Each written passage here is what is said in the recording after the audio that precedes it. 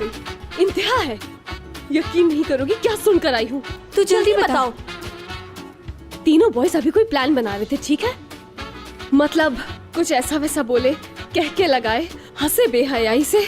यानी बोले आज हमारा होली वेडनेसडे है, रात को जमा होंगे तीनों। यार आगे कैसे बताऊं मैं। और मुराद फैट लेग्स पसंद करता है। मतलब आज रात जो उनका प्लान है वो कोई अच्छा प्लान नहीं है। थू, बहुत शर्मनाक बात है। और तीनों एक से है, तीनों। असली ध्रुव कह रहा था बहुत अच्छे पीस आएंगे।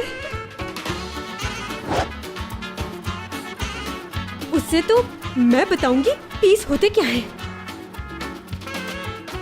Epic, I am very sorry यार, मगर वो तुम्हारा करीम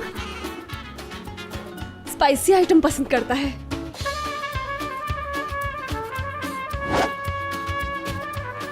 स्पाइसेस तो उसकी आंखों में झोंकूंगी। उनके इरादे ठीक नहीं लग रहे। करीम तभी वो सब ड्रामा कर रहा था। सब एक से बढ़कर एक बेहया है। बेवफा, बदजात मर्द, सब एक जैसे हैं ये। हमें इसका कोई ना कोई तोड़ तो निकालना ही होगा। सुबह कह रही हो, अभी फोन करके खबर लेती हूँ उस स्पाइसेस वाले आइटम करीम की। मैं भी अपने बड़ी दुरुक से बात करती हूँ।